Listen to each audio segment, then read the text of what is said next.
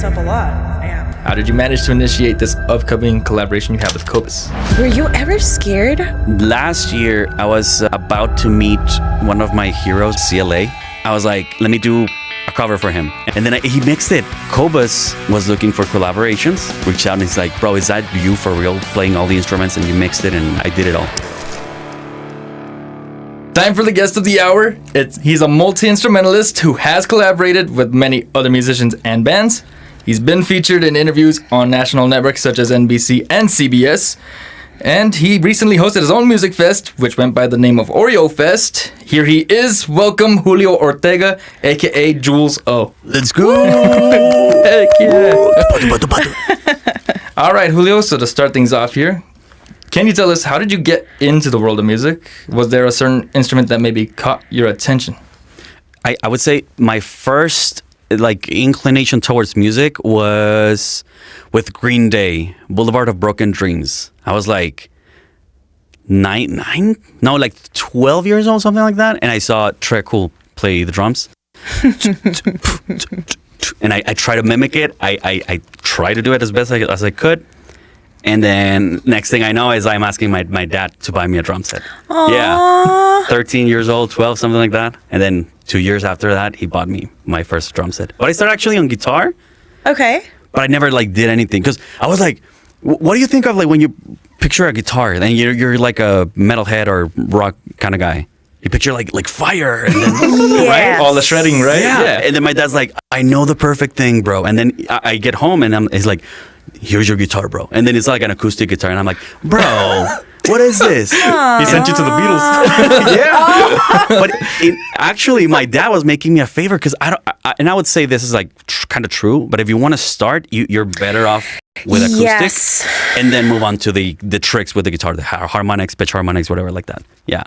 Yeah. Long story short, I'm sorry. Oh, I no, dragged it's too good. long. No, you're fine. Actually, yeah. No, you know what? I remember I'm not a musician. Cool. That's why I'm doing this. 'Cause I'm living through you. But when I took guitar lessons. Cool. And so they were like, acoustic guitar. Yes. I'm a lefty. I'm a lefty too. Oh my God. Yeah. Yay. That's cool. You guys got something in common. Look at that. Oh my God. But it was so hard.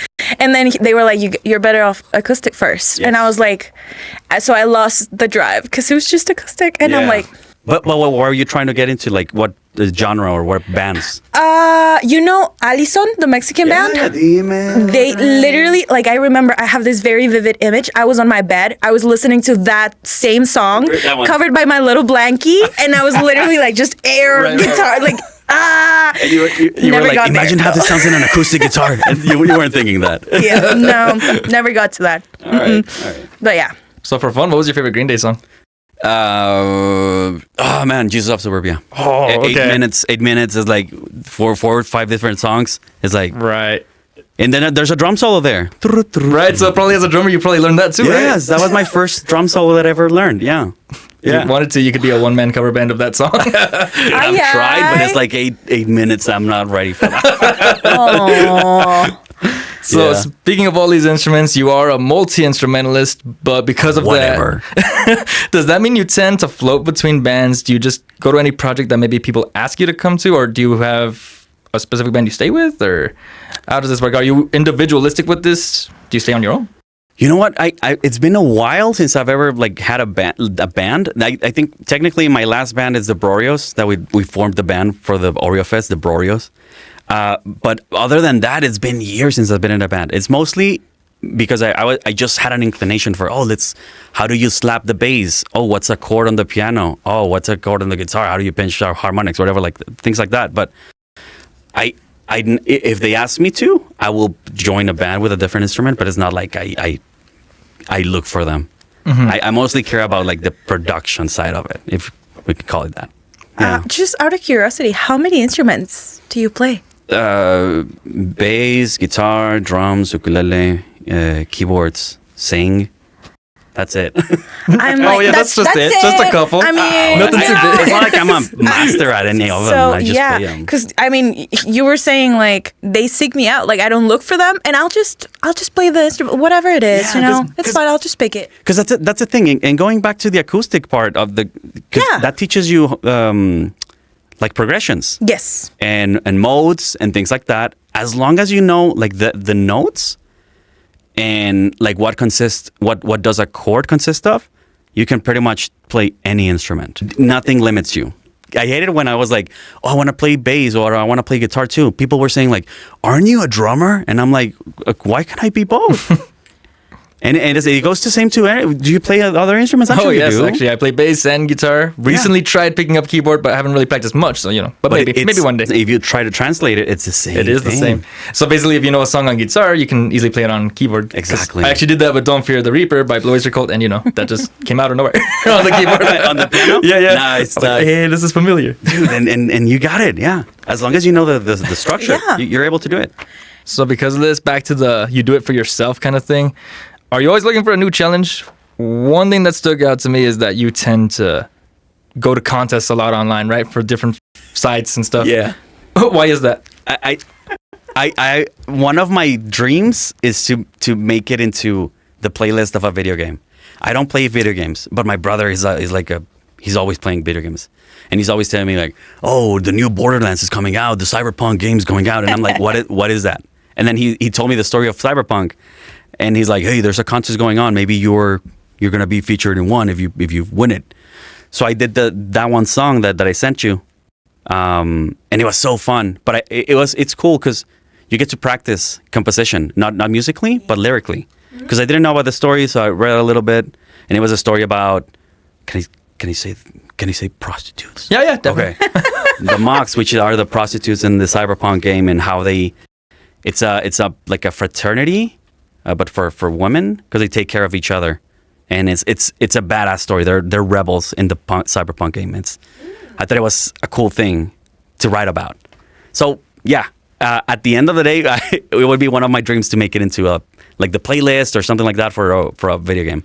Actually, on the video game Warframe, I am on the playlist because I made another song way back. Oh man, yeah, on the Warframe video game. Yeah, so you're getting really close to your dream. I mean, you basically already did. Yeah. One contest that you did mention is that you did a love contest, actually. Yeah. So why did you do that one versus a game contest if it didn't really fit into the game realm? Do you know Newgrounds? No? Not much. Because you're younger than me, huh? Yeah, that's... Actually, how about this? My age is showing up. My age is It's showing just up. the beard. He looks a little bit. Yeah. How old are you? Like 24? 27, actually. Dude, you look way younger than that. Okay. Well, thank you. Someone agrees. But Somebody find who said it. no, because he looks young. You don't look as old as me. I look... No, you look You fine, do actually. not. You look like your late 20s, Stop actually. it. Nah, bro, nah. Thank you, but nah.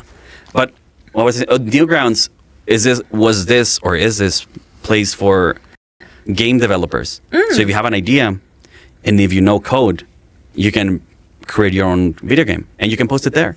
I And see. they would do little collaborations here and there where if you're a musician, you can create music for this game or that game or whatever. Did you expect that song that love song, to end up anywhere in the game, or you just did it more for the fun of it? It was another competition at Newgrounds. Right, okay. And I won third place with that one. Hey, congrats. Yeah. Which is fun. I'm so excited to share that Who Will Protect the Mox because it sounds so good. When we heard it, we were mind blown, Thank you so much. Thank you. One other thing that really sticks out to me, you're constantly posting videos on Instagram and all over, really. Right. Oh my God, yes. You actually caught her attention because she was like, Yeah, oh, look at this guy. because he sent me, we have, the list of people that we would like to have that we both know or, And I was like, no way, because I've seen, those are viral, Yeah, I've that had a couple. start out of, one moment with one sound and then you have, the whole thing, or Yes. you play over certain video and all that stuff. And I just thought it was so creative, Right, yeah. because it's amazing to me to create music, but to do the beat to somebody that's yelling or Yeah. that's quoting something and you're like Right. and it's I was like, wow, that's so creative, Yeah. and to do straight to the nail that you go viral, and I was like, how Yeah, where do you get the inspiration how did to you- blend your humor with the music? I don't know. Well, I actually cannot take the credit, the full credit for those, the ones that have been viral, because those are collaborations. I guess my thing is collaboration. I love collaborating with other artists. Do you know Bluey? Not Blue, but Bluey. Bluey. the children's The dog, right? Yes, but not Blue with Steve. The other one. Yeah, Bluey, Bluey, that's, the Australian one. Yes, The that one. Australian- That one. Yes. So the guy who makes music is a friend of mine now because we collaborated on the one with the cat. Oh, There's a wow. couple with the cats, and he's the guy playing piano, and I just added drums to it. And he's like, "Hey, bro, this is pretty sick. Do you mind if we share it? If I share it on my page?" I'm like, "Let's go." And I talked to him on. He's a composer for the. Is it Bluey, right? Yes. Bluey. That's it. Yeah, Bluey. Even 9gag was like, "Hey, can I feature you on my page?" And I was like, "9gag, go for it." We're on 9gag now. It's amazing. But Wow. yeah, what was the question? I'm so sorry. Basically just so how do you go about how did you come up with the idea in the first place to blend music with humor? I actually started watching this guy bass player jamming to a Nokia tune, like the old Nokia phones. And I was like, I think I can add drums to that. And then and I just went with it. And then people started sending me videos because that was the first viral video that I had. And then people were like, "Hey, you should do this one. Hey, you should do this one. This cat is singing. Try doing that." And I did it, and then it hit, and then hit, and it hit, and it hit. It was so fun. So would you say you're really well known on YouTube and basically the internet in general? No, I would say just Instagram because my TikTok sucks. There's nothing on my TikTok. Yeah. It's a new generation. No one cares about TikTok, my TikTok. But Instagram is where it's at. Yeah. I see. For me. So break things off from here. Can you explain a little bit about Oreo Fest and then we'll get more into it? Okay. What is Oreo Fest exactly? So Oreo Fest is basically a thank you to all the producers. I mean, to all the artists that I've produced during the year. So in order to qualify for Oreo Fest, you need to have to work with me in the year. So last year we had 14 people and that I produced songs for, and it's just I based the idea on what Dave Grohl did for the past 3 years, which is the Hanukkah sessions. I don't know if you saw them. Right. You saw them? Yes. And then he does covers. And then the craziest thing is that it's Dave Grohl, and then Kirst, and then Pink, and then next guest is Jack Black. Right, you would never expect it. Yeah, Like, next guest is from Karen O from Yeah Yeah Yeahs, or it's crazy. Yeah. So I was like, we should do something like that, but like local level. And then I did it, and it's like the qualifications when I ask people to join is like, tell me a song, but it needs to be like everyone needs to know what the song is. Everyone must be able to sing it. Okay. And of course, we have With the Rebel, yeah, she cried, man. mama, or Luz de Dia, Enanitos Verdes. Oh, Anything goes. Anything. Living La Vida Loca, we played that last year. that sounds fun. Yeah. that's so cool. So if you say last year and this year, does that mean this wasn't the inaugural Oreo Fest? This was the second year. Second year. Yeah. So the rumor is that you started this at Raising Cane's? Is that how it went? That was It's true. Isn't that a video? Yeah, I did the video. Yeah. Yeah. And we're talking about it, and yeah, we figured that out. The second version last year at Cane's. So did it just start as a joke, or you were just kind of like, well, we should do it? Well, because last year is the second one. Was the second one. The first one was in 2024. So between those, I wasn't sure if I was gonna make it again. But then I was at Cane's with some friends, and they were like, "Bro, you gotta do it. Everyone's expecting now." And I'm like, "Who's everyone, bro? No one cares." Like, but people showed up, and we had fun. Yeah. And what I say is like, the more tias that you bring to the gig, the better it's gonna get. Because tias are always dancing and singing. They know how to yeah. live. Yes. Yeah. Bring your tias.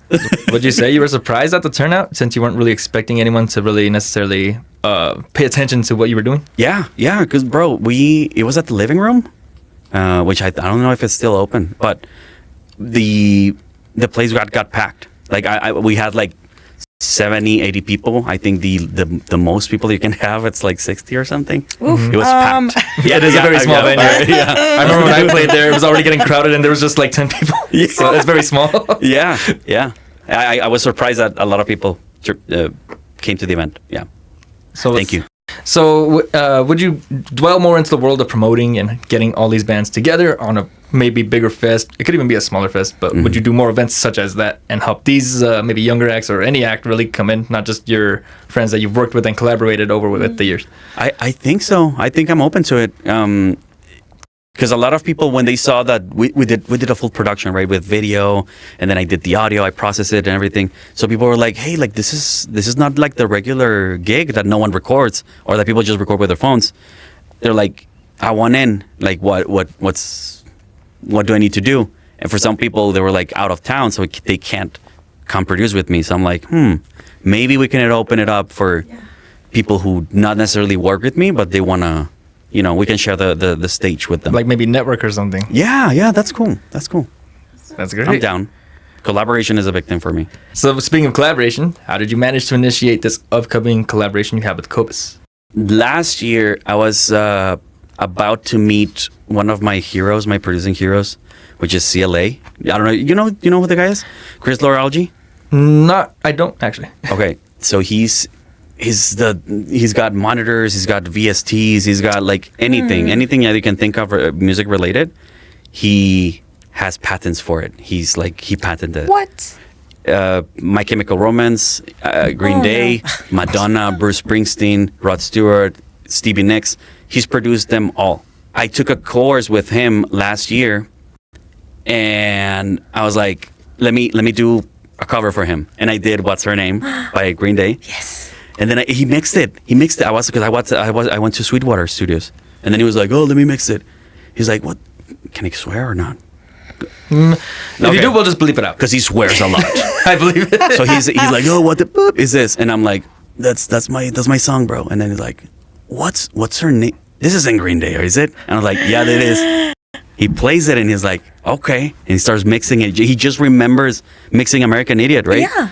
He does it, and then I'm like, my dreams come true. So in a nutshell, I did that one song because I wanted to show my skills to CLA. And once I get the approval, I'm like, okay, I'm doing a good job at mixing. Yeah. Cobus was looking for collaborations, and he's like, "Send me your stuff, and I'll check it out, and I'll reach back if I like it." So I sent it, and he reached out, and he's like, "Bro, is that you for real playing all the instruments and you mixed it?" And I was like, I did it all. Even video, I did it all. Wow. All right, it's like, all right, we're cooking. It's all working out. And yeah, it's just covers, so nothing original. Maybe when you were young, could you imagine collaborating with such an internet personality, or maybe anyone you've really collaborated with? No, dude, because he's my age, and when I was like in middle school or something, he was already making like badass videos for the time, and I was like, man, I want to be like him, but I've never thought that I would like even talk to him like even on emails or things like that. It's crazy. And as far as this career path, did you picture that too? No, because I was born and raised in Mexico. So I was like, there's sometimes Mexico can be not supportive of artists. Yeah. And then once I crossed the river, I'm legal by the Legally, everybody. Like no eyes, anybody. I'm gonna get arrested as soon as I walk out of here. I have my papers, bro. No, but then I came out here, and then I was like, I'm gonna make everything possible to develop my skills, like further develop my skills to create a positive outcome for me. So, and I recommend it to everyone who's looking to do something bigger than yourself. Yeah. All right, can you go off that and actually give a message maybe to anyone who is looking to get into this? Get in proximity with people who are doing what you want to do. And yeah, because they're going to give you a fair assessment of reality. That's what you need. Okay, actually, so now that you're talking about that. Yeah. And you're getting noticed, right? Because Cobus noticed you. So what does it mean to you when you get noticed by the likes of Cobus, Jimmy Fallon, and CBS? These networks are picking you up, like you're getting noticed. Did you see the Fallon one? That was funny too. It was pretty funny. I actually remember watching it live before really? I even met you. Like, really? Oh, I have no idea who this guy was. He came on my TV. Who this guy was. Well, Jules O, everyone. Yeah. Whatever. I had no idea who he was. So, but funny enough, like a year later, I met him because then that's when I started to intern with him. Yeah, so. that's true. If you guys didn't know, we worked together. Tony was doing a badass job handling the cameras, toggling the cameras, placing things, doing setup for this old show that we were doing at that time. Little company known as All in El Paso. Yeah. It's no longer R.I.P. Yeah, that sucks. But oh well. So what does it mean to you then when you get noticed, so to speak, or picked up? It's cool, man. I mean, I wouldn't say like, oh, I'm friends with Fallon, but it's definitely cool because I feel at one point in my life, I'm gonna be like, hey, I don't know, maybe like, hey, remember me, Fallon, when I was at your show? And he's like, no, I don't remember you. And I'm like, oh, they wow, wow, wow, meow, meow, meow, meow, meow. Oh, I remember that. Or that I was a basic dude and I was like buying a Dunkin' Donuts because I couldn't afford the Starbucks one. Yeah, things like that. Or like your cats. Yeah, that I want to be able to walk my cat without her biting me. Yeah, I told him that. It's crazy. I feel like the more legendary part about all this is that the Roots had to sing it. Yeah, and I got to say hi to Questlove, which is amazing. Dude, funny story. One time I ordered a pizza, right? And then this guy, the delivery guy, he knocks on my door. I open it, and then he's like, "No, wait, it wasn't pizza." Well, that was afterwards, but it was this guy selling solar panels. He knocks on the door. I answer, and then he's like, "Hey, are you interested in that?" Bro, were you at the Fallon show? And I was like, yeah, that was me.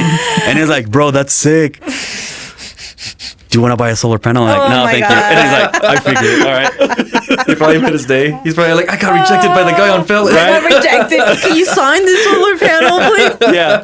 And I was like, oh, man, I don't want a solar panel. I'm sorry, bro. And he's like, oh, girl, I'll be on my way. It's, one of the things that surprises me a lot is that you say all of this, first of all, I get two things. But I want to ask about the second one. One, you're a very people's person. Would you say that that's you? Yes. And then the second one, it seems like you went from, and I'm just assuming here, that you went from one thing to something else that was a little bit better or bigger, and then something else that was a little bit bigger, and then something else that was a little bit bigger. Yes. Were you ever scared, or did you ever mess up and you were like, oof, like I don't think I can get back from this, or like I'm too scared, I don't want to go into something else, or like in between your contests, were you ever like, I'm not too sure about this one? Because I mean, there's a lot of bands and there's a lot of other people out there that's barely starting. Yeah. And they all want to end up in, this late night shows or like being a producer or all those things. But it's scary. Yeah. And so we're out here talking about like how cool it is that you were doing so many great things. But what about like those days that you were like, ooh, híjole, I don't know if this is my best work, or like, I don't know if this is like good at all, or I messed up and I don't know if I can. I see. Yeah. I would never say that I'm like in a better position than anyone else, or that I'm like a pro in anything, because I know I'm not. Instagram's full of great guitarists, great drummers. I would never say that. But what I would say in the terms of talking about failure is that I'm just a guy that's failed more times than other people, and that's why I've had these little successes here and there. Yeah. I would say, yes, it's scary to mess up, but it's part of the journey, as Robert Downey Jr. said. Part of the journey is the end. Well, not exactly what I was picturing, but yeah. Now you got that Iron Man snap. Yeah. I'm gonna use it as a thumbnail. No, but yeah. Just don't be afraid to mess up. It's okay. You're gonna mess up. Embrace it. Yeah. I mean, I'm sure you guys have bad shows. Oh man. Yeah. No, I can't relate. I can't relate. We can't relate. Like, why are you laughing, Tony? No. It's like, yeah, I guess they're all 100%. We only ace it out here. Because right now it's running so smoothly, like butter. So I'm like, okay, these guys they know what they're doing because they've messed up. Right? Yeah. So to speak, you're right. Yeah. I mean, but with that. What I was talking with our last guest about, that was Marina Monsiváis. I'm not sure you know her, but we were talking about how the young generation, they're not as tenacious about getting anything out there, because as soon as they run into one obstacle, all of a sudden they want to give up, or they're like, woe is me, man. Like, of course. But so that's why it's really interesting to see, like, even though you've had these little obstacles, you take it with grace and just keep on going. Yeah, just keep on going, man. Just keep swimming. Yeah, don't worry about it. But you're gonna mess up. You're gonna mess up a lot. Yeah. What did you want? I would just say, are there any other projects, songs, collaborations, anything else that you're working on that maybe we didn't ask or that you didn't mention? I think the upcoming collaboration with Cobus would be it. we're planning on doing maybe another show in the summer, like Oreo Fest, but in the summer. But I don't know. And we want to focus on Caribbean type of music, kind of like Arjona, but on the 2000s, where he was like putting like weird claves, son cubano, things like that, which is like super hard to play. I don't even know. I gotta study that. But you gotta start playing more instruments, like congas and stuff like that. So you really love to explore all music. Yeah, dude, it's fun. It's fun, and you gotta do it. You gotta do it. Or either that, or just dig deeper on what genre or whatever style you want to do, and just focus on it. If you want to get crazy at tapping, I don't even know, like what else. Just go for it. I know these days there's so many techniques, right? You got scrape picks and everything. Like, wow, yeah, dude. Okay. What the hell? Didn't even know that was a thing till I heard it. I was like, huh. Yeah, it's crazy, but I mean, going to whatever fills you with passion. So I guess to wrap things up, is there anything else you would like to mention at all that maybe we didn't touch on, we didn't even ask you? No, not really. I think thank you for having me. It's been a pleasure knowing you, meeting you, and all the amazing team recording, and your husband now. Yeah. Yes, he's in there. Like the sleep token. The sleep token shirt guy. Yeah. Yes. No, it wasn't a shirt. It was like a. Oh, it's a hoodie. Yes. Yeah, it's a hoodie. Yeah. We needed to clarify that. I guess I have one more question. Sure. How do you think? So, do you think you've left a pretty good impact, a pretty good mark on the local El Paso community? No, I wouldn't say that. Do you think so? I mean, I would say you've maybe inspired people who probably go to your page. They're looking at you, they're looking at what you do. Maybe you were the first one, so to speak, at least from this point in time, to keep doing these kinds of videos, because there's not really many content creators out there as long as your level. They seem to just be mostly focused on one thing. They're not really doing they're not doing a combination of the stuff you do, which is the humor, the music. They're not doing the multi-instruments.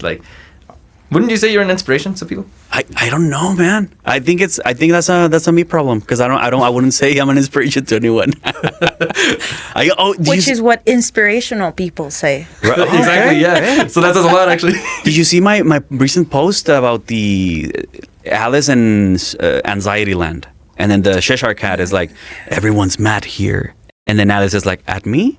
That's me every day. I always think like people are mad at me or hate me for some reason. Oh, so I never think I'm overthink things. Yes. I would never guess. He's like us. Yeah. All right, you guys get me. Real. I'll show you the picture right now. For real. That is crazy. Wow. But you seem so opposite of that. I guess I hide it well. Well, it's good to stay humble, as they say.